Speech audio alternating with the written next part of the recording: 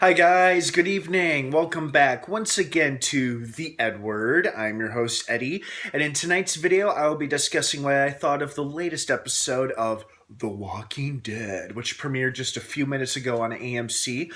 Before I begin, of course, please be advised that this video review will be full of spoilers. As usual with most of my episode reviews, this is a spoiler-filled video, so if you are not caught up on The Walking Dead by this episode or last week's episode, do not keep watching or listening, as I will be going into big spoilers. So, you have been warned. That being said, very good episode. Very good episode. It provided a lot of character spotlights, I feel. Or spotlight might not be the right word. Highlights. I felt like there was a couple of character highlights, and I'm going to get to that in a second. It had done something that the show had never done before. It showed a caption of a character's name, and then it showed us a chunk of their story. And it wasn't necessarily in chronological order, and that was kind of cool. I liked that. And I also, as weird as this sounds, I also liked seeing Negan's reaction upon hearing about Carl's fate. Because in some bizarre, twisted way, I think Negan really did care about him. Again, in some really evil, twisted way. But also like almost a respectful way. He really did care about him and admired the boy. And whatever horrible plans Negan has for Rick and his people, it sounds like he had a place for Carl. Like maybe he saw Carl becoming one of his lieutenants as he became older or something like that. I don't know, but it was interesting to see Negan's reaction to it because he seemed pretty crushed by it. It might be one of the few moments on the show when we've seen him express anything even remotely resembling remorse or sorrow or any kind of regular human emotion besides anger and rage. So I liked that. I also really liked how they changed, Simon has now changed the game for both the Saviors and our allies. And what I mean by that is that they have completely wiped out the Heapsters. They killed them all. I thought he was just going to stop on the woman, because first he killed the guy, Brian, I think his name was. Then he killed Tamiel. I thought he was going to stop, but, you know, you can tell that Simon was clearly like, he's like a volcano, and you could tell he was holding it all back, holding it in when he was having his conversation with Negan. Awesome scene, by the way. I loved that scene because I think it's a perfect representation of how the world of the Saviors is crumbling apart. It is all coming down on them. Negan and Simon aren't necessarily on the same page anymore. Simon is now more questioning of Negan's orders and his decisions, and he clearly has a different idea of how things should go for the Saviors or how they should be handling their enemies, and Negan doesn't want to hear his opinion. He just wants him to do it, and I loved that tense conversation between the two of them. I felt like it was like a perfect representation of how shit is going downhill for Negan and the Saviors. I loved it. I love seeing them in distress like that. As weird as that may sound, I really enjoyed seeing them both, you know, pretty upset with the whole situation. And Simon just lost control. I think he lost control and finally said fuck it and annihilated all the Heapsters except Jadis. In fact, he did exactly opposite of what Negan wanted him to do. He wanted him to kill one person to make an example and leave the rest alive. Instead, he killed everybody except he left one person alive, Jadis.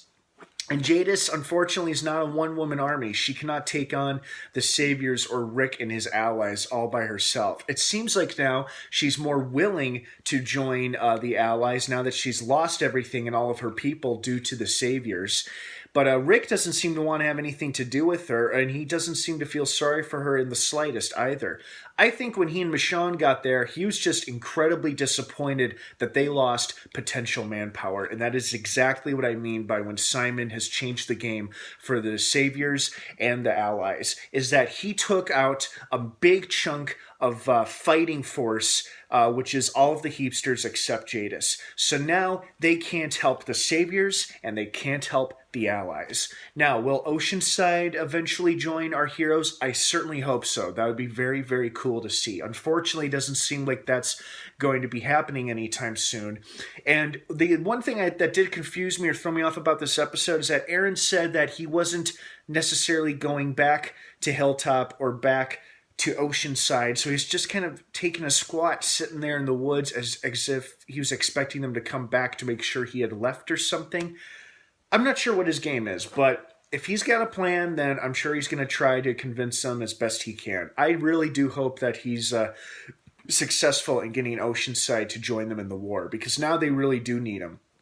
With the heapsters dead, unable to help anybody, the Allies could really use some more fighting soldiers, and the Oceanside is certainly capable of that. So we'll see. And I also really thought it was interesting and really entertaining to listen to Jadis to speak instead of in a regular tone of voice or using regular speech other than those one-word answers that she always gives. And it was nice seeing her express, as this is no criticism to the actress, but it's nice seeing her express more than one emotion for once. Because to be fair, since we've known Jadis, she's only expressed a monotone tone of voice and a monotone expression, and she really hasn't expressed any other feelings or emotions.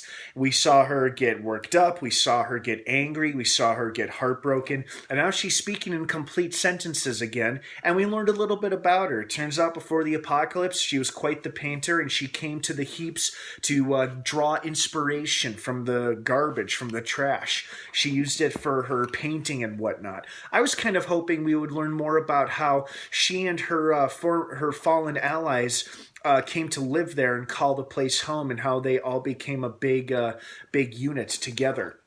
Maybe we'll learn more about that. I am now very, very much curious about Jadis. Here's what I really liked about this episode, is that it took kind of an obscure character that we're kind of on the fence about, and then it made us, by the end of it, it made us care for her more.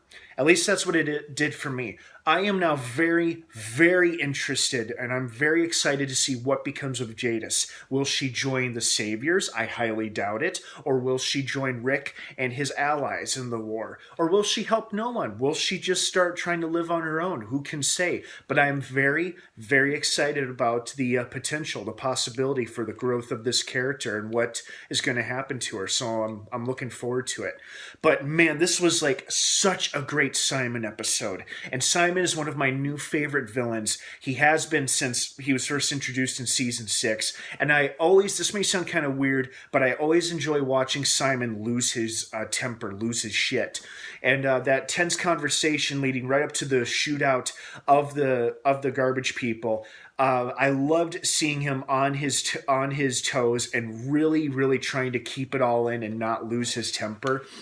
And also now I'm also incredibly excited and curious as to what's going to happen to him if somebody ever tells Negan, if one of the other saviors who was there tells Negan, he annihilated the garbage people. We can't really depend on them anymore. Is Negan going to lose his shit and then beat the hell out of Simon? Or will he do something else to him? How badly is this going to damage or change their relationship? I think it's just a continuing downward spiral of the collapse of the system the saviors have in place. And it's a break in discipline as well. And I love it. I'm very, very excited for it. Overall, good episode, solid episode. Not a whole lot of crazy action, although I very much enjoyed Rick and Michonne's efforts of escaping the junkyard using car doors as shields. I thought that was extremely ingenious and very, very creative, and a good example of using what you got to get out of the funk that you're in. Well, guys, what did you think of tonight's episode? Did you like it, love it, hate it? Please leave your thoughts, opinions, and your feedback down below in the comments section. I'd love to hear from everybody. As usual, you may all disagree with one another. Of course, we're all entitled to our own opinions, and that's just fine. Just please keep it respectful and be civil and of one another's opinions. Don't forget to check out The Walking Dead with new episodes every Sunday night on AMC. Don't miss it. Make sure you subscribe to the EdWord for more Walking Dead content and other great videos as well. Thank you so much for watching. Have a great rest of the night. And of course, until next time, may the Force be with you.